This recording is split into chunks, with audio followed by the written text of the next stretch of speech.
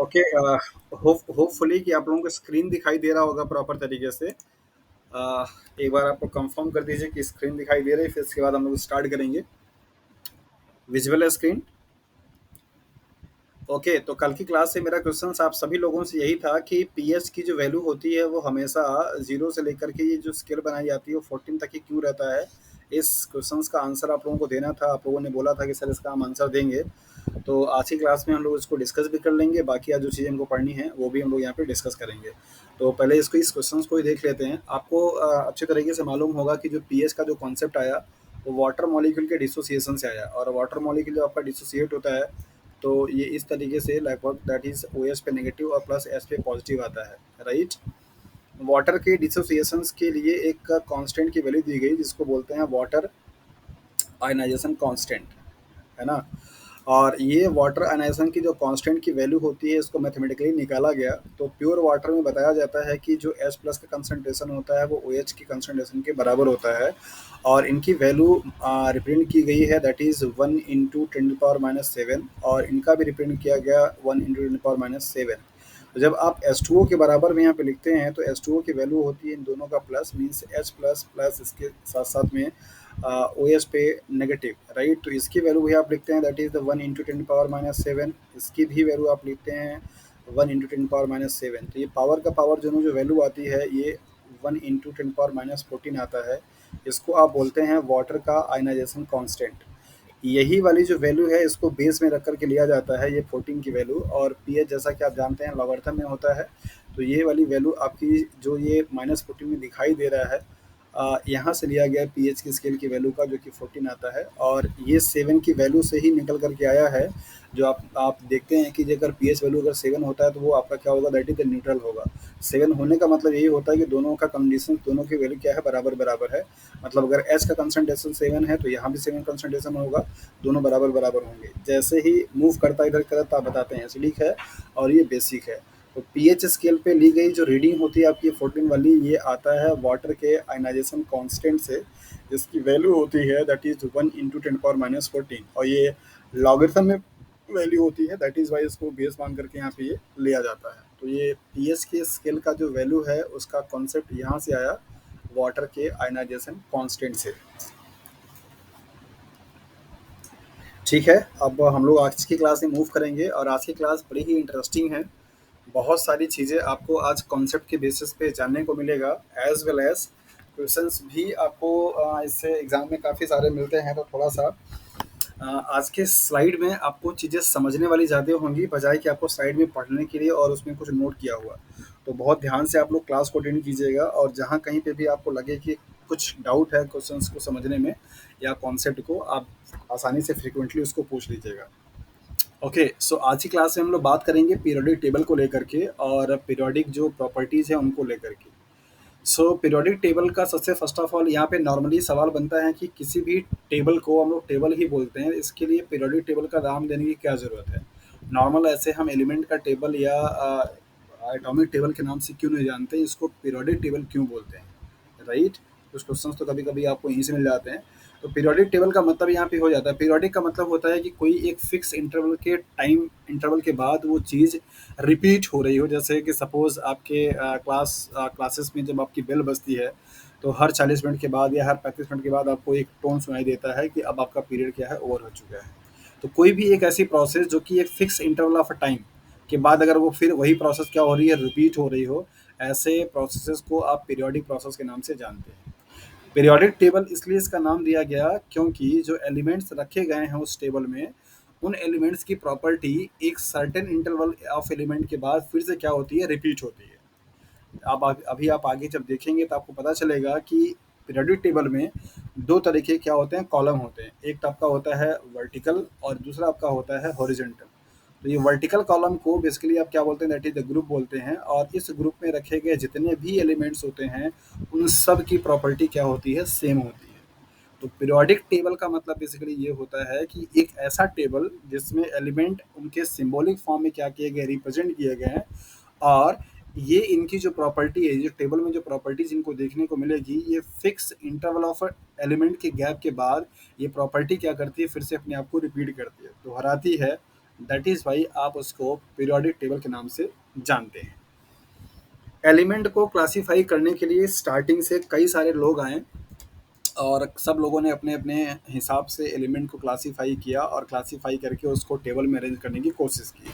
इसमें कुछ नाम आपको गिने चुने मिलेंगे, जैसे डुबरन का ट्रायड रूल आप लोगों ने पढ़ा होगा। इन्होंने बताया कि बेसिकली एलिमेंट्स को क्या किया जाता है, ऐसे तीन तीन के पेयर के फॉर्म में बना के रखा जाता है, लाइक लिथियम है, फिर इसके बाद सोडियम है, फिर पोटेशियम है। ऐसे तीन के पेयर में बना करके रखे जाते हैं। और इनका कॉन्सेप्ट ये था कि पहला और तीसरा दोनों एलिमेंट के मास का जो एवरेज वैल्यू आएगी, वो वैल्यू किसकी होगी, मिड वाले एलिमेंट का। इसको आप डुबेरान का ट्रायड रूल के नाम से जानते हैं। ये रूल सब पे एप्लीकेबल नहीं हो पाया, तो उसके बाद फर्दर रूल आया आपका ऑक्टेट का रूल। और उस ऑक्टेट रूल के अकॉर्डिंग उन्होंने बताया कि जिस तरीके से म्यूज़िक के जो टोन्स होते हैं, सारे गामा पादा, ये तरीके से, वैसे ही मतलब जिस तरीके से सारे गामा पा मीन्स म्यूजिक टोन में फर्स्ट और लास्ट के जो वर्ड होते हैं वो आपस में सेम होते हैं, सा एंड सा ही होता है। वैसे ही उन्होंने बताया था कि जब एलिमेंट को उनके एटॉमिक मास के बेसिस पे ऐसे इंक्रीजिंग ऑर्डर में रखा जाता है, तो हर सातवें एलिमेंट के बाद, मतलब एक से लेकर के सात, यहाँ पे सातवें एलिमेंट के बाद जो आठवां एलिमेंट होगा वो क्या करता है, इस पहले वाले एलिमेंट की प्रॉपर्टीज क्या करेगा, सिमिलरिटी शो करता है। मीन्स यहाँ पे प्रॉपर्टीज का क्या होता है, रिपीटिशंस होता है। ऐसे लॉ को बताया गया, that is the octet law. ये भी रूल सभी एलिमेंट पे एप्लीकेबल नहीं हो पाया। एटॉमिक नंबर 20 मींस कैल्शियम तक ये रूल क्या हो पाया था, एप्लीकेबल हो पाया था। उसके बाद के एलिमेंट में जब ऐसा देखा गया तो there was no such kind of repetitions found in such kind of element after that 20। तो कैल्शियम के बाद ये वाला रूल जो इनका था कि हर सात एलिमेंट के बाद आठवां जो एलिमेंट होगा, पहले वाले एलिमेंट से क्या करेगा, प्रॉपर्टीज में सिमिलरिटी शो करेगा, ऐसा नहीं पाया गया। तो ऑक्टेट रूल की भी क्या हो गई, वहाँ पे फेलियर हो गई। उसके बाद आपका आता है मेंडलीव का पीरियोडिक टेबल, जिन्होंने एलिमेंट्स को एटॉमिक मास के बेसिस पे क्लासिफाई करने की कोशिश की। उनके अकॉर्डिंग ये बताया जाता है कि किसी भी एलिमेंट का फिजिकल और केमिकल जो प्रॉपर्टी होती है वो उसके एटॉमिक मास पे क्या करती है, डिपेंड करती है। तो स्टार्टिंग में जो ओल्ड वाला आपका मॉडर्न पीरियड मतलब मेंडलीव का पीरियोडिक टेबल है, वो एटॉमिक मास के बेसिस पे क्या किया गया, क्लासिफाई किया गया। बट उनके भी बहुत सारे लिमिटेशंस रहे, तो उन लिमिटेशंस को दूर करने के लिए मॉडर्न पीरियोडिक टेबल आया। और उस मॉडर्न पीरियोडिक टेबल को आज हम लोग यहाँ पे देखेंगे और पढ़ेंगे, क्योंकि अब आपके एग्जाम में जो क्वेश्चंस हैं वो मॉडर्न पीरियोडिक टेबल से ही पूछे जाते हैं। तो क्या है मॉडर्न पीरियोडिक टेबल, क्या है उसकी प्रॉपर्टी, किस तरीके से चीज़ें वो अरेंज होती हैं, ये सब कुछ आज की क्लास में हम लोग क्या करेंगे, जानेंगे। तो ये था पीरियोडिक टेबल के बनने का और एलिमेंट के क्लासिफिकेशंस के हिस्टोरिकल बैकग्राउंड के बारे में, कि आपका ट्रायड रूल क्या कहता है, ऑक्टेट रूल क्या कहता है, मेंडलीव का पीरियोडिक टेबल क्या कहता है। और इन सब के लिमिटेशंस के बाद आपको लास्ट में जो जानने को मिलेगा, that is the modern periodic table, जिसके बारे में आज हम लोग यहाँ पे बात करने वाले हैं। So this is the pictorial representation of a modern periodic table. और ये मॉडर्न पीरियोडिक टेबल आपका जो डिपेंड है वो किस पे है, that is the atomic number पे। सबसे पहला सवाल तो आपका यहीं से बन जाता है कि मॉडर्न पीरियोडिक टेबल में एलिमेंट का क्लासिफिकेशन किसके बेस पे किया गया, एटॉमिक नंबर पे। तो सबसे पहले हम लोग यहाँ पे जान लेते हैं कि एटॉमिक नंबर और एटॉमिक मास का क्या कॉन्सेप्ट होता है और किस तरीके से आपस में डिफर होते हैं, और क्यों ये बताया गया कि एटॉमिक मास आपकी प्रॉपर्टी को शो नहीं करता, जबकि एटॉमिक नंबर किसी भी एलिमेंट के फिजिकल और केमिकल प्रॉपर्टी के लिए क्या होता है, रिस्पॉन्सिबल होता है। मॉडर्न पीरियोडिक टेबल के according all the physical and chemical property of an element is due to their atomic number। और एटॉमिक नंबर को आप रिप्रेजेंट किससे करते हैं, दैट इज द जेड से। और जेड जो होता है वो बताता है प्रोटॉन की संख्या का। आपको यहाँ पे एक फार्मूला बताते हैं जिसके बारे में आप लोगों ने पढ़ा होगा, that is the A equal to Z plus N, जहाँ पे ए क्या होता है, एटॉमिक मास होता है, और जेड क्या होता है, एटॉमिक नंबर होता है, और एन क्या होता है, that is the proton neutron होता है। आपको मालूम है अच्छी तरीके से कि जो किसी भी एलिमेंट में प्रोटॉन की जो संख्या होती है वो इलेक्ट्रॉन की संख्या क्या होती है, बराबर होती है। तो एटॉमिक जो नंबर है वो बेसिकली क्या है, एक्चुअल में आपका जेड है, मीन्स प्रोटॉन की संख्या है। चूँकि प्रोटॉन आपके न्यूक्लियस में रहते हैं तो उनका कॉन्फ़िगरेशन नहीं हो पाता है, तो दैट इज़ वाई आप इलेक्ट्रॉन को क्या करते हैं, वहाँ पे रिप्रेजेंट करते हैं। तो इलेक्ट्रॉन का नंबर जो है वो एग्जैक्टली आपको बताता है एटॉमिक नंबर, मतलब जितना किसी भी एलिमेंट का एटॉमिक नंबर होगा उसमें उतने ही क्या होंगे, नंबर ऑफ इलेक्ट्रॉन होंगे, और उतना ही आपका क्या होगा, नंबर ऑफ प्रोटॉन भी होगा। सपोज जैसे अगर मैं यहाँ पे कार्बन के नीचे यहाँ पे 6 लिख दूँ, हमेशा एटॉमिक नंबर ऐसे सुपरस्क्रिप्ट नीचे की तरफ लिखा जाता है, जबकि एटॉमिक मास हमेशा आपको क्या होगा, ऐसे ऊपर तरफ लिखा जाता है। तो अगर मैंने कार्बन के सिंबल के बाद ये 6 लिख दिया है तो इसका मतलब ये हो जाता है कि इसका एटॉमिक नंबर कितना है, आपका 6 है। और एटॉमिक नंबर 6 होने का मतलब ये हुआ कि इसमें नंबर ऑफ इलेक्ट्रॉन की जो संख्या होगी वो भी कितनी होगी, 6 होगी। सो किसी भी एलिमेंट का एटॉमिक नंबर उस एलिमेंट में पाए जाने वाले इलेक्ट्रॉन के नंबर को क्या करता है, बताता है।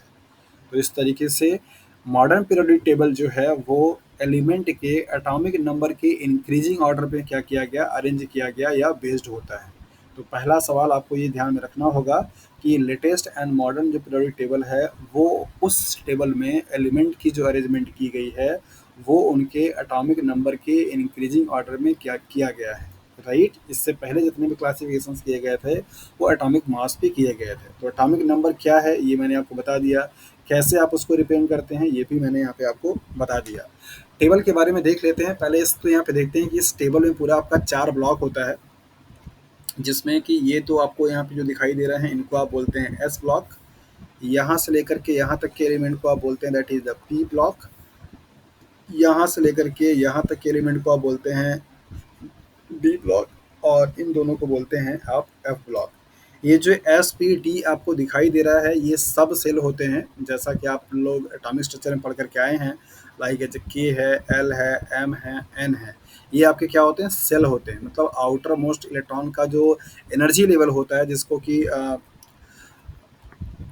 एटॉमिक स्ट्रक्चर में आपको पढ़ाया जाता है। और बोहर का एटॉमिक जो मॉडल होता है उसमें आपको बताया जाता है कि न्यूक्लियस के अराउंड में जिस पे इलेक्ट्रॉन्स क्या करते रहते हैं, मूव करते रहते हैं, वो एक तरीके का सेल होता है, एनर्जी लेवल होता है। और उन्होंने बताया था कि जैसे जैसे नंबर ऑफ एनर्जी लेवल बढ़ते जाते हैं वैसे वैसे उसकी एनर्जी भी क्या होती है, बढ़ती जाती है। सबसे लोएस्ट एनर्जी वो होती है जो कि न्यूक्लियस से क्या होता है, पास में होता है। उनको आप लेटर से रिप्रेजेंट करते हैं, दैट इज द के। जैसे सपोज ये के हो जाएगा, ये एल हो जाएगा, ये एम हो जाएगा, इस तरीके से। तो किसी भी सेल में सब सेल होते हैं जिनकी संख्या या जिनको रिप्रेजेंट करते हैं आप, दैट इज द एस से, पी से, डी से और एफ से।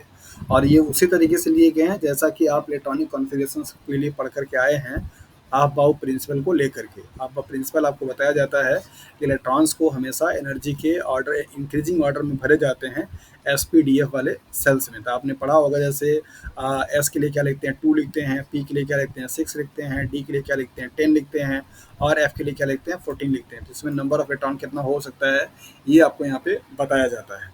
सो यहाँ पर आपने ये देखा कि जो पीरियोडिक टेबल है उसमें ये जो 4 आपको नाम दिए गए हैं, that is the S P D N F, ये अलग अलग आपके ब्लॉक हैं। और इन ब्लॉक का अपना अपना कुछ क्या क्या होता है, फीचर्स होते हैं। तो यहाँ पे आपने देखा तो एस ब्लॉक में 2 ग्रुप के एलिमेंट हैं, पी ब्लॉक में 5 ग्रुप के एलिमेंट हैं, मतलब 1 2 3 4 5। ये एक्चुअली में नोबल गैसेस के रूप से जाना जाता है, इसको आप अलग से भी लिख सकते हैं, या अगर आप इसको भी कंसिडर करेंगे तो टोटल यहाँ पे क्या हो जाएगा, 6 हो जाएगा। वैसे 6 ही आप समझिए। डी में कितना होगा, दैट इज 10 होगा, और यहाँ पे कितना होगा आपका 2 होगा, और यहाँ पे कितने होंगे, बराबर आपके 14 होंगे। और ये आपको याद ऐसे भी कर सकते हैं क्योंकि आपने देखा होगा कि एस जो सबसेल्स होता है उसमें सिर्फ एक ऑर्बिटल होते हैं, पी जो सबसेल्स होता है उसमें आपके 3 ऑर्बिटल होते हैं, डी जो सबसेल्स होता है उसमें आपके 5 ऑर्बिटल होते हैं। ये आप लोग 11th क्लास की केमिस्ट्री पढ़ करके आ चुके हैं। और ऐसे ही जो एफ सबसेल्स होते हैं उसमें क्या होता है, 7 सब ऑर्बिटल आपके होते हैं। तो 1 2 3 4 5 6। सो आपको मालूम है कि एक ऑर्बिटल में आपके मैक्सिमम 2 इलेक्ट्रॉन्स रह सकते हैं। तो अगर आपका ये एस होगा तो आपका 2 इलेक्ट्रॉन हो जाएंगे, ये पी होगा तो यहाँ पे आप अगर तीनों भरेंगे तो कितने हो जाएंगे, 6 इलेक्ट्रॉन हो जाएंगे। और ऐसे ही अगर आप ये डी में 5 है तो अगर आप सब में भरेंगे तो कितना हो जाएगा, 10 हो जाएगा। ये एफ है तो यहाँ पे भरेंगे कितना हो जाएगा, 14 हो जाएगा। तो नंबर ऑफ इलेक्ट्रॉन जितना जिस सेल्स में ऑर्बिटल में आ सकता है उतने ही यहाँ पे क्या होंगे, आपके ग्रुप पाए जाएंगे, राइट। तो ये पीरियोडिक टेबल बहुत ही एक्सटेंड फॉर्म में है। S P D N F, ये 4 आपके क्या हैं, ब्लॉक हैं। और हर एक ब्लॉक में कितना ग्रुप है ये उस ब्लॉक का जो लेटर है, means S P D F जो आपको दिखाई दे रहा है, ये सब सेल को रिप्रेजेंट करता है। किसी भी सब सेल्स में जो ऑर्बिटल्स होते हैं उनके में पाए जाने वाले जो नंबर ऑफ इलेक्ट्रॉन्स होंगे उनके क्या है, इक्विवेलेंट है। आपको पता है कि एस सब सेल्स में एक ऑर्बिटल तो 2 इलेक्ट्रॉन, पी सबसेल्स में 3 ऑर्बिटल 6 इलेक्ट्रॉन, डी सबसेल्स में 5 ऑर्बिटल 10 इलेक्ट्रॉन, एफ सबसेल्स में 7 ऑर्बिटल 14 इलेक्ट्रॉन। तो जितना इलेक्ट्रॉन होगा उतना यहाँ पे नंबर ऑफ क्या है, ग्रुप है। तो फोकस आपको इसलिए कर रहा हूँ कि आपसे एग्जाम में सवाल ये भी पूछा जा सकता है कि मॉडर्न पीरियोडिक टेबल किस प्रॉपर्टी पे बेस्ड है और किस पे क्लासिफिकेशन से ये बेस्ड किया गया। दूसरा सवाल आपसे पूछा सकता है कि पी या डी ब्लॉक में कितने नंबर ऑफ ग्रुप पाए जाते हैं या ग्रुप का नंबर्स कितना होता है, ये भी आपसे सवाल पूछा जा सकता है। यहाँ पर आपने ये चीज़ देख लिया कि एस पी डी और एफ क्या है और कितने नंबर ऑफ ग्रुप यहाँ पे पाए जाते हैं। आते हैं नेक्स्ट। यहाँ पर आपको दिया जा रहा है इन कुछ एलिमेंट्स के बारे में और इनके ग्रुप के नाम को लेकर के। जैसे जो फर्स्ट ग्रुप होता है, इस फर्स्ट ग्रुप के एलिमेंट को आप अल्कली मेटल्स के नाम से जानते हैं, जैसा कि आपको यहाँ पे दिखाई दे रहा है। दूसरा ये वाला जो ग्रुप है इसको आप अल्कलाइन अर्थ मेटल के नाम से जानते हैं, जैसा कि आपको ये दिखाई दे रहा है। ये यहाँ से लेकर के मतलब कि ग्रुप नंबर 3 से लेकर के ग्रुप नंबर 10 तक, राइट। ये पूरा आपका लेकर के 4 5 6 सॉरी 12 होगा, 7 8 9 10 11 12, यहाँ तक का पूरा लेकर के एलिमेंट जो होंगे वो आपके होंगे that is the transition element के नाम से जाना जाता है। यहाँ पर आप देख सकते हैं ये ट्रांजिशन एलिमेंट है। ये वाले जो एलिमेंट होते हैं इनको आप बेसिकली मतलब रिप्रेजेंटेटिव एलिमेंट के नाम से भी जाना जाता है। इनको नॉर्मल नॉन मेटालिक की कैटेगरी में रखे जाते हैं। तो यहाँ पर आप देखिए ये जो आपको पिंक कलर का दिखाई दे रहा है, ये वाला पूरा एरिया, ये इधर इसके इधर वाले जितने भी एलिमेंट है सब क्या हैं, आपके मेटल्स हैं, और इधर वाले सब क्या हैं, आपके नॉन मेटल हैं। तो नॉन मेटल और मेटल की प्रॉपर्टी दोनों को शो करने वाली प्रॉपर्टी, दोनों प्रॉपर्टी को शो करने वाले एलिमेंट को मेटलॉइड के नाम से जाना जाता है। तो जैसे बोरॉन बोरॉन है, सिलिकॉन है, जर्मेनियम है, आर्सेनिक है, टाइटेनियम है, एंटीमनी है, ये सब आपके क्या हैं, मेटलॉइड की कैटेगरी में आते हैं। और मेटलॉइड का मतलब ये होता है कि ऐसे एलिमेंट जिनके पास मेटल के साथ साथ में नॉन मेटल की भी प्रॉपर्टी शो करने की एबिलिटी हो, उस एलिमेंट को आप मेटलॉइड के नाम से जानते हैं। तो यहाँ पे आप देखिए जो पिंक कलर वाला रिप्रेजेंटेशन है किसको बताता है, दैट इज द मेटलॉइड्स को। मतलब इनके पास कुछ प्रॉपर्टी मेटल की भी होगी और कुछ प्रॉपर्टी क्या होगी, नॉन मेटल की भी होगी।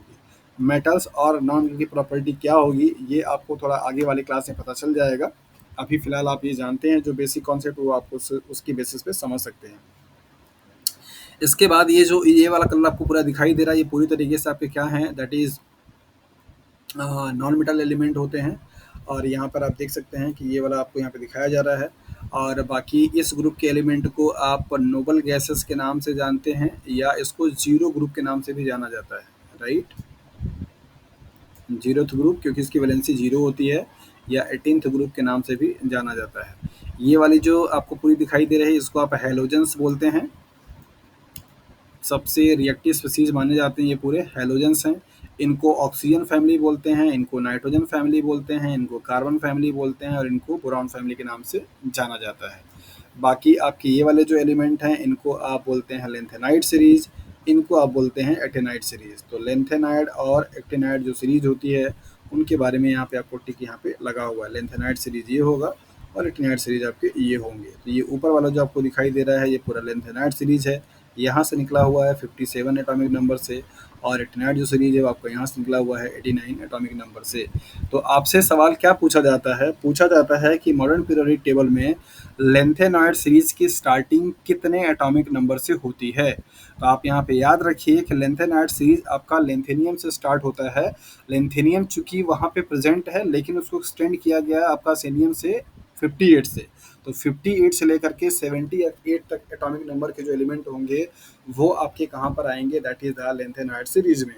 वैसे ही एक्टिनॉइड में किस में आएगा, एक्टिनॉइड का आपका जो नंबर है वो 89 है, लेकिन शुरुआत कहाँ से होगी आपकी 90 से लेकर के 103 तक की। तो ये आपके 14 एलिमेंट का क्या है सीरीज होता है, और इन सीरीज में जो एलिमेंट्स पाए जा रहे हैं उनको इस तरीके से अरेंज किया गया है। एटॉमिक नंबर आप यहाँ पे याद रखना पड़ेगा लेंथेनॉइड का और एक्टिनॉइड का, क्योंकि एग्जाम में आपसे इस चीज़ का आंसर की डिमांड की जाती है कि लेंथेनॉइड और एक्टिनॉइड सीरीज की स्टार्टिंग कितने से कितने एटॉमिक नंबर तक के एलिमेंट का होता है। और उनका पहला एलिमेंट कौन-सा है, ये भी आपसे पूछा जा सकता है, या आपसे ये भी पूछा सकता है कि कौन से एटॉमिक नंबर से उनकी शुरुआत हुई। तो दोनों तरीके से अगर एलिमेंट आपसे दोनों तरीके से अगर आपसे सवाल पूछा जाता है तो आप उनको बता सकते हैं कि हाँ, कहाँ से कहाँ शुरुआत होगा। जैसा कि आप इसमें देख पा रहे होंगे कि यहाँ पे जो एलिमेंट आपके रखे गए हैं, सॉरी, जो एलिमेंट आपको यहाँ पे दिखाई दे रहा है, उस एलिमेंट की शुरुआत आपकी लेंथेनाइड सीरीज की हो रही है 58 से, जबकि एक्टिनाइड सीरीज की शुरू हो रही है दैट इज द 90 से। सब लोगों को आवाज़ सही से सुनाई दे रहा है, मतलब समझ में आ रहा है चीज़? अच्छा, देखिए, अगर कहीं पे भी किसी को कुछ डाउट होगा तो वो अपना क्वेरी को पूरा क्लियर कर लेगा। और वैसे तो सब लोगों ने पढ़ा ही हुआ है मेरे ख्याल से सारी चीज़ें, बट फिर भी कुछ कुछ चीज़ें ऐसी होंगी जो कि शायद थोड़ा सा समझने में समय लग सकता है।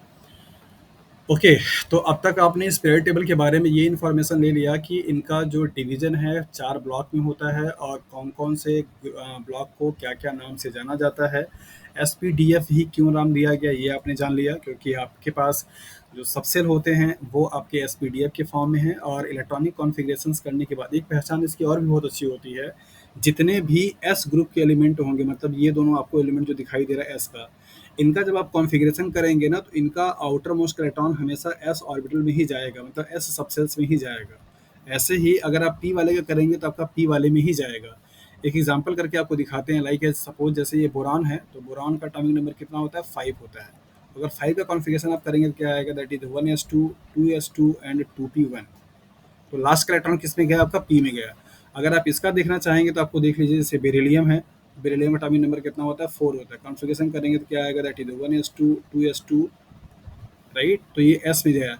तो किसी भी एलिमेंट का आप कॉन्फ़िगरेशन करके ये बता सकते हैं कि वो एलिमेंट कौन से ब्लॉक से क्या करता है, डिपेंड करता है पीरियोडिक टेबल में। और आप उसका ग्रुप नंबर भी बता सकते हैं, आप उसका पीरियड नंबर भी बता सकते हैं। मतलब अगर आपके पास सिर्फ ये पता हो एलिमेंट का कि उसका एटॉमिक नंबर कितना है, तो आप उसका एग्जैक्टली पोजीशन पीरियोडिक टेबल में बता सकते हैं, बगैर कुछ याद किए, बगैर कुछ लर्न किए। आप आसानी से बता पाएंगे कि हाँ, वो कौन से ग्रुप से, कौन से ब्लॉक से, कौन से पीरियड से बिलोंग करता है। ये बड़े ही ईजिली तरीके से आप बता सकते हैं। ये खूबसूरती इस पूरे पीरियोडिक टेबल की, कि आपको कोई चीज़ याद करने की ज़रूरत नहीं है, आप आसानी से चीज़ों को बता सकते हैं। ओके, सो ब्लॉक के बाद हम लोग यहाँ पे देख लेते हैं, सॉरी, ब्लॉक के बाद हम लोग यहाँ पे देख लेते हैं कि ये जो आपको ऐसे वर्टिकल कॉलम यहाँ पे दिखाई दे रही है, इस वर्टिकल कॉलम को आप ग्रुप के नाम से क्या करते हैं, जानते हैं। और मॉडर्न टेबल में ग्रुप की जो नंबर्स हम कहते हैं दैट इज द 18 है। इस 18 वाले को आप जीरो के नाम से भी जानते हैं, जीरोथ ग्रुप, और नोवल ग्रुप के नाम से भी जाना जाता है। ऐसे जो हॉरिजॉन्टल लाइन आपको दिखाई दे रही है, लाइक एज ये वाली पूरी, ऐसे यहाँ से लेकर के यहाँ तक का, इस वर्टिकल वाले कॉलम को, मीन्स रो को आप क्या बोलते हैं, दैट इज द पीरियड बोलते हैं। और मॉडर्न पीरियड टेबल में पीरियड का जो नंबर है वो बेसिकली यहाँ पे आप देख पाएंगे, ये 1 है, ये 2 है, ये 3 है, ये 4 है, ये 5 है, ये 6 है, और ये 7 है। तो टोटल पीरियड आपके कितने होंगे, दैट इज द 7। ये भी सवाल आपसे पूछा जाता है, ग्रुप नंबर और period number modern period table में कितने होते हैं। तो group number modern period table में कितना होगा, 18 होगा। पीरियड नंबर कितना होगा, आपका 7 होगा। ये दूसरा सवाल आपसे बनता है, जो कि मैंने यहाँ पे आपको बता दिया। अब हम लोग पीरियोडिक टेबल को जानने के बाद इनकी प्रॉपर्टीज़, एलिमेंट की जो पीरियोडिक प्रॉपर्टीज़ होती है, वहाँ से आपसे सवाल पूछा जाता है कि पीरियोडिक प्रॉपर्टीज़ क्या हैं और उनके कौन-कौन से एग्जांपल्स होते हैं, किस तरीके से उनका इंक्रीमेंट और डिक्रीमेंट की बात हम लोग करते हैं या बर्ताया करता है। तो कुछ टर्म्स यूज़ किए जाते हैं, ज़रा आप उनको देख लीजिए। जब भी कभी टॉप टू बॉटम अगर बात किया जाएगा, अगर आप मूव कर रहे हैं टॉप टू बॉटम, और इसको शॉर्ट में हम लोग लिखते हैं that is the T to B, top to bottom. Top to bottom की बात अगर जब भी किया जाएगा तो आप मान के चलिएगा और अपने दिमाग में रखिएगा कि ग्रुप की बात कर रहा है, मतलब यहाँ से लेकर के यहाँ तक की मैं बात कर रहा हूँ, किसी भी ग्रुप में ऐसे तो ग्रुप की बात होगी। और जैसे ही मैं यहाँ पे L2F, मतलब left, sorry L2R, left to right अगर मैं लिखूंगा, इसका मतलब हो गया कि मैं पीरियड की बात कर रहा हूँ, कि ये पीरियड में मूवमेंट हो रहा है। Okay, so top to bottom मतलब कि ग्रुप में मूव कर रहे हैं, लेफ्ट टू राइट मतलब पीरियड में मूव कर रहे हैं। तो सवाल आपसे पूछा यही जाता है कि जब आप लेफ्ट टू राइट या top to bottom period table में मूव करते हैं, तो कौन सी पीरियड प्रॉपर्टीज पे क्या इफेक्ट पड़ता है, घटेगा, बढ़ेगा, क्या होगा। इस तरीके से सवाल आपसे पूछे जाते हैं। तो पीरियोडिक टेबल को लेकर के जो इन्फॉर्मेशन थी इम्पोर्टेंट, वो मैंने आपको यहाँ पे बता दिया। किसी एलिमेंट का पोजीशंस आप कैसे जानेंगे विद देयर एटॉमिक नंबर, ये हम लोग आगे की स्लाइड में सीखेंगे और उसको प्रैक्टिकली करके देखेंगे भी। उसके पहले आपको पीरियोडिक प्रॉपर्टीज़ के बारे में अवेयर करा देते हैं कि कौन कौन सी प्रॉपर्टीज़ हैं और उनका जो लॉजिक है वो क्या है, क्यों ऐसा होता है कि वो घटता है या बढ़ता है। सो पीरियोडिक प्रॉपर्टीज का मतलब यही होता है कि ऐसी प्रॉपर्टीज जो कि एलिमेंट का जो अरेंजमेंट रखा किया गया आपके पीरियोडिक टेबल में, वो एक इंटरवल के बाद क्या कर रहा हो, रिपीट हो रही हो, तो उसको आप बोलते हैं that is the periodic properties. Periodic properties में आपके कुछ चीज़ें यहाँ पे इनलिस्ट की गई हैं, that is atomic radius, metallic character, non metallic character, ionization potential या एनर्जी, इलेक्ट्रॉन एफिनिटी, इलेक्ट्रोनेगेटिविटी। पहले इन सब के बारे में वन बाई वन हम लोग समझ लेते हैं, इनका कॉन्सेप्ट क्या होता है। देन उसके बाद हम लोग देखेंगे कि पीरियोडिक टेबल में ट्रेंड क्या होता है जब आप left to right, top to bottom move करते हैं, इन सारी प्रॉपर्टीज़ पे क्या इफेक्ट पड़ता है। और उसके बेसिस पे आपको सवाल जो बनते हैं हाईएस्ट का, लोएस्ट का, कि हाईएस्ट एटॉमिक नंबर किसका हो सकता है, लोएस्ट एटॉमिक नंबर किसका हो सकता है, मेटालिक कैरेक्टर्स किसका ज़्यादा होगा, आयनाइजेशन एनर्जी किसकी ज़्यादा होगी। ये इस तरीके के सवाल आपसे यहाँ से बनते हैं। सो एटॉमिक रेडियस की अगर हम लोग बात करें तो सपोज कीजिए कि अगर आपका ये कोई एटम है और ये इसका आपका मान लीजिए न्यूक्लियस है। और जैसा कि आप जानते हैं कि किसी भी एटम्स में कई सारे क्या होते हैं, आपके ऑर्बिटल होते हैं, इस तरीके से मान लीजिए। तो सपोज कि ये कोई ऐसा एक एलिमेंट है जिसके पास 3 ऑर्बिटल है और ये इसका क्या है, आपका न्यूक्लियस है, right.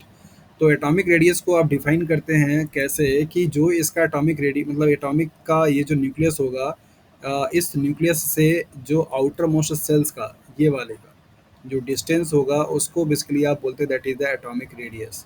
So the distance between centre of the nucleus and outermost shells, उस एलिमेंट के न्यूक्लियस के सेंटर से, मान लीजिए कि अगर आपका ये न्यूक्लियस है तो इस न्यूक्लियस का जो सेंटर वाला पॉइंट होगा यहाँ से लेकर के उसके आउटर मोस्ट सेल्स के बीच का जो डिस्टेंस होगा उसको आप बोलते हैं that is the atomic radii के नाम से जाना जाता है, मीन्स एआर के नाम से इसको आप बोल सकते हैं। सो एटॉमिक रेडियस बहुत सारी प्रॉपर्टीज़ को डिफाइन करता है और बहुत सारी प्रॉपर्टीज़ को पे इफेक्ट डालता है, कैसे ये हम थोड़ी देर के बाद समझेंगे।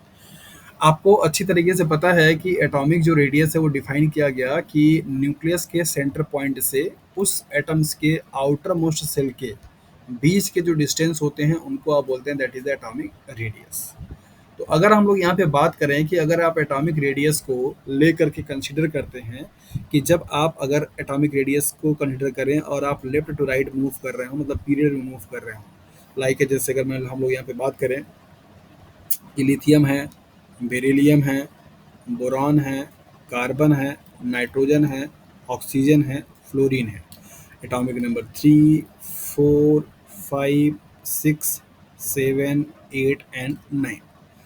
अगर आप left to right atomic number को लेकर के मूव कर रहे हैं, मतलब कि अगर आप पीरियड में, मतलब किसी भी पीरियड में लेफ्ट टू राइट अगर आप मूव कर रहे हैं, तो एटॉमिक नंबर पे या एटॉमिक रेडियस पे, सॉरी एटॉमिक नंबर नहीं, एटॉमिक रेडियस पे क्या इफेक्ट पड़ेगा, इसको समझने के लिए थोड़ा सा आपको यहाँ पे ध्यान देना पड़ेगा।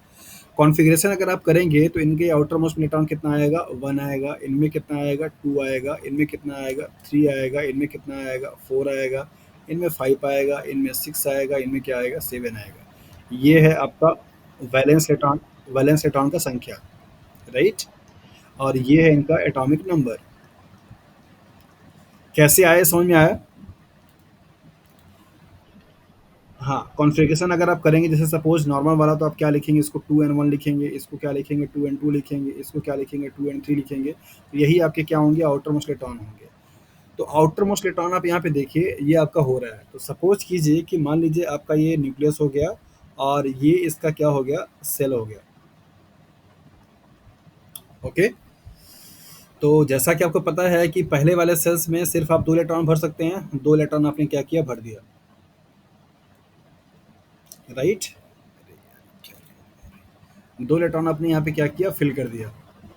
तीसरा वाला इलेक्ट्रॉन फिर को फिल करने के लिए आपको एक और क्या बनाना पड़ेगा, ऑर्बिटल बनाना पड़ेगा। अब तीसरा वाला इलेक्ट्रॉन आपका यहाँ पे फिल हो गया, किसके लिए, लिथियम के लिए। बेरिलियम के लिए क्या होगा, 2 इलेक्ट्रॉन हो जाएगा। बोरॉन के लिए क्या होगा, 3 इलेक्ट्रॉन हो जाएगा। कार्बन के लिए क्या होगा, 4 इलेक्ट्रॉन हो जाएगा। नाइट्रोजन के लिए क्या होगा, 5 इलेक्ट्रॉन हो जाएगा। ऑक्सीजन के लिए क्या होगा, 6 इलेक्ट्रॉन हो जाएगा। और फ्लोरीन के लिए क्या होगा, आपका 7 इलेक्ट्रॉन हो जाएगा। आप यहाँ पे इस पिक्चर्स के फॉर्म से क्या देख पा रहे हैं कि जैसे जैसे इलेक्ट्रॉन बढ़ रहा है वैसे वैसे आपका प्रोटॉन भी बढ़ रहा होगा, लेकिन यहाँ पे आउटर मोस्ट जो सेल का संख्या मीन्स जो नंबर है, वो नंबर आपका क्या है, कांस्टेंट है। तो सिंपल सी बात है कि जब आपका ये जो आउटर मोस्ट सेल है अगर ये आपका कांस्टेंट है और यहाँ पे नेगेटिव चार्ज मीन्स इलेक्ट्रॉन और यहाँ पे पॉजिटिव चार्ज मीन्स प्रोटॉन, इनकी संख्या अगर बढ़ रही होगी तो जरा आप मुझे बताइए कि जब जितना ज़्यादा चार्ज होगा मतलब फोर्स ऑफ अट्रैक्शन लगेगा आपका इलेक्ट्रॉन्स और प्रोटॉन में, तो साइज क्या होगी, छोटी होगी या बड़ी होगी, रिड्यूस होगी। तो इससे समझ में क्या आया कि जैसे आप लेफ्ट टू राइट चलते हैं तो एटॉमिक साइज क्या होती है आपकी, डिक्रीज हो जाती है।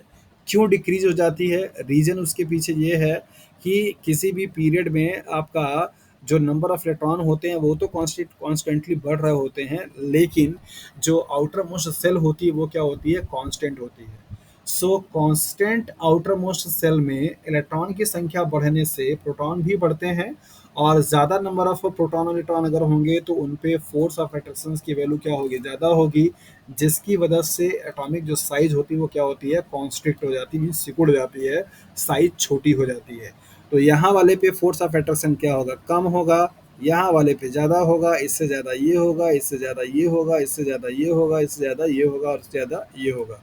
तो हाईएस्ट फोर्स ऑफ अट्रैक्शन यहाँ पे लगेगा, दैट इज़ वाई इनकी साइज़ क्या होगी, छोटी हो जाएगी। तो फोर्स ऑफ अट्रैक्शन अगर ज़्यादा लगेगा तो इनके बीच का जो डिस्टेंस है, मतलब कि ये जो रेडियस का और आटोमोस्ट सेल के बीच का डिस्टेंस होगा वो क्या होगा, मिनिमाइज हो जाएगा। तो कॉन्सेप्ट निकल कर क्या आया एटॉमिक साइज के लिए कि जब आप लेफ्ट टू राइट मूव करेंगे तो भैया क्या होगा, यहाँ पे घट जाएगा। तो क्या अब मुझे बताने की ये ज़रूरत पड़ेगी कि अगर मैं टॉप टू बॉटम अगर मूव करूँगा, मतलब कि ग्रुप की बात करूँगा, तो ये एटॉमिक साइज क्या होगी, बढ़ेगी या घटेगी, कोई बताएगा। एग्जाम्पल लेके देखते हैं, लिथियम है हमारे पास, सोडियम है, इसके बाद फिर पोटेशियम है। Atomic number 3, atomic number 11, atomic number 19। आप यहाँ पे देखिए 3 वाले के लिए आप क्या सेल बनाएंगे, मान लीजिए आपका न्यूक्लियस हो गया, एक सेल हो गया और ये 2 सेल हो गया। एक सेल्स में आपका पहला क्या होगा, 2 इलेक्ट्रॉन, और एक सेल में आपका क्या होगा, 1 इलेक्ट्रॉन, राइट। लेकिन जैसे ही आप 11 की बात करेंगे तो एक क्या होगा, न्यूक्लियस, पहला आपका सेल 2 इलेक्ट्रॉन, दूसरा आपका सेल क्या होगा, 8 इलेक्ट्रॉन, तीसरा आपका सेल फिर से क्या होगा, 1 इलेक्ट्रॉन। तो यहाँ पे आपका क्या होगा, 1 इलेक्ट्रॉन हो जाएगा, यहाँ पे आपके 8 इलेक्ट्रॉन हो जाएंगे, यहाँ पे आपके 2 इलेक्ट्रॉन हो जाएंगे, राइट। और जैसे आप इस 19 की बात करेंगे तो यहाँ पे न्यूक्लियस हो जाएगा, एक सेल, 2 इलेक्ट्रॉन, 2 सेल, 8 इलेक्ट्रॉन, फिर से 2 सेल, आपका 8 इलेक्ट्रॉन, फिर से चौथा सेल आपका 1 इलेक्ट्रॉन। इस तरीके से क्या होगा आपका यहाँ पे इलेक्ट्रॉन होगा। तो आप यहाँ पे क्या देख रहे हैं कि इलेक्ट्रॉन तो बढ़ रहा है, लेकिन इलेक्ट्रॉन के साथ साथ में ये आउटर मोस्ट जो सेल हैं इनकी संख्या भी क्या हो रही है, बढ़ रही है। और आउटर मोस्ट सेल अगर बढ़ेगा तो इनके बीच की डिस्टेंस भी क्या होगी, बढ़ती जाएगी। और डिस्टेंस अगर बढ़ेगा तो डेफिनेटली साइज भी क्या होगी आपकी, बढ़ती जाएगी। तो टॉप टू बॉटम आने पर एटॉमिक साइज क्या होगा, बढ़ेगा। क्लियर है।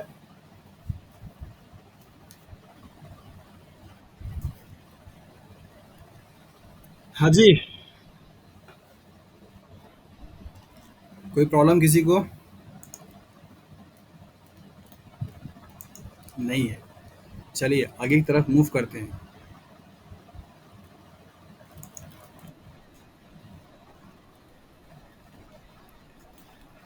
क्या हो गया।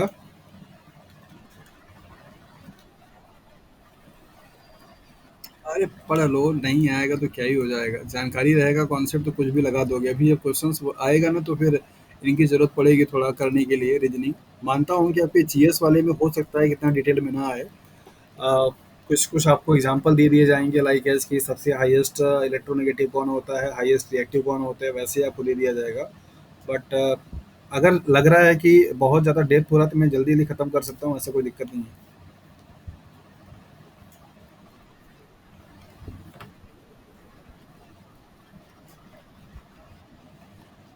तो सारी चीज़ें सिर्फ एग्ज़ाम के पॉइंट ऑफ व्यू से क्यों पढ़ रहे हो, मतलब इन्फॉर्मेशन अगर है तो उसको आप ले लीजिए, जान लीजिए, क्या दिक्कत है। हाँ बस थोड़ा सा ये रहेगा कि ज़्यादा डेप्थ हो जाता है तो दिमाग में थोड़ा ये लगता है कि पता नहीं आएगा कि नहीं आएगा। एनीवे अभी आपने एटॉमिक साइज को देखा और आपने यहाँ पे पढ़ा कि लेफ्ट टू राइट और टॉप टू बॉटम जाने पर क्या इफेक्ट पड़ेगा, ये आपने यहाँ पे समरी कर लिया। ओके, अब हम इसको रफ करने जा रहे हैं और आपको अगली प्रॉपर्टी के बारे में बताएंगे। और नेक्स्ट प्रॉपर्टी हमारा क्या है, that is the metallic character. और मेटेलिक कैरेक्टर को आप डिफाइन क्या करते हैं कि कोई भी एक एलिमेंट एम है, इस एलिमेंट का एम से क्या हो जाना, एम पॉजिटिव बन जाना, प्लस इलेक्ट्रॉन को यहाँ पे लॉस कर देना। A tendency of a element to lose their electron as easily is known as the better metallic character। जितना आसानी से कोई एलिमेंट अपना इलेक्ट्रॉन लॉस कर देगा, वो एलिमेंट उतना ही अच्छा क्या होगा, मेटेलिक कैरेक्टर को शो करेगा। तो आप मुझे बताइए कि आपके पास एक एक एटम है जिसका साइज इतना है, और दूसरा कोई एलिमेंट है जिसका साइज आपका इतना है। इन दोनों में से ये आउटर मोस्ट का इलेक्ट्रॉन का सेल का इलेक्ट्रॉन आपको निकालना होगा, तो किस में से आसानी से निकलेगा, ये ए वाले में से या बी? हाँ, बड़े वाले में से, राइट। इसका मतलब क्या हुआ कि अगर एटॉमिक साइज का आप रिलेशन देखना चाहेंगे किससे, that is the metallic character का, तो क्या होगा बताइए। एटॉमिक साइज बढ़ेगी तो मेटेलिक कैरेक्टर भी क्या होगा आपका, बढ़ेगा, बढ़ेगा।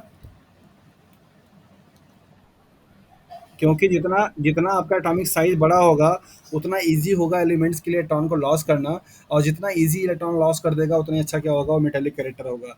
तो फटाफट बताइए, अगर आप इसको लेकर के चल रहे हैं और लेफ्ट टू राइट चलेंगे तो क्या होगा, एटॉमिक मेटेलिक कैरेक्टर पे घटेगा या बढ़ेगा? घटेगा, पक्का ना? क्योंकि लेफ्ट टू राइट जाने पर एटॉमिक नंबर क्या, एटॉमिक रेडियाई क्या होती है, घटती है। तो अगर आप यहाँ पे देखेंगे लेफ्ट टू राइट जाने पर ये क्या हो रहा है, घट रहा है।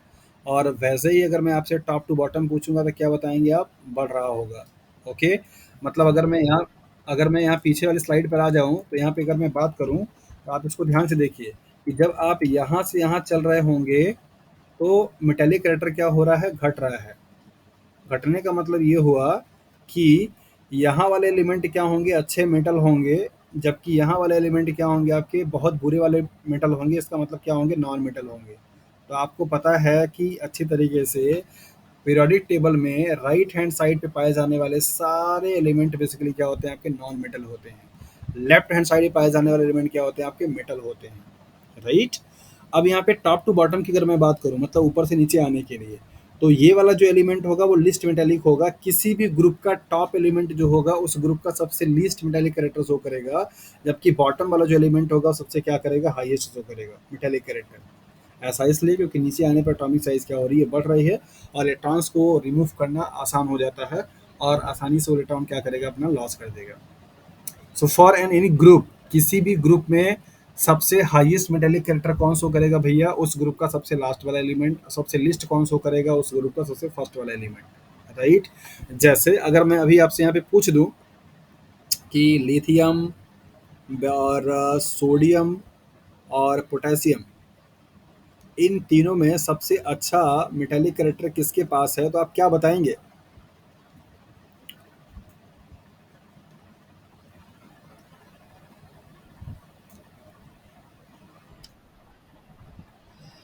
मैंने आपसे पूछा लिथियम सोडियम पोटेशियम, इन तीनों में सबसे अच्छा मेटेलिक कैरेक्टर किसके पास है, उसका जवाब क्या होगा? पोटेशियम। क्योंकि पोटेशियम का एटॉमिक नंबर ज़्यादा है, और एटॉमिक नंबर ज़्यादा है तो इसका मतलब एटॉमिक साइज उसकी बड़ी होगी। एटॉमिक साइज बड़ा होगा तो मेटेलिक कैरेक्टर क्या होगा, अच्छा होगा।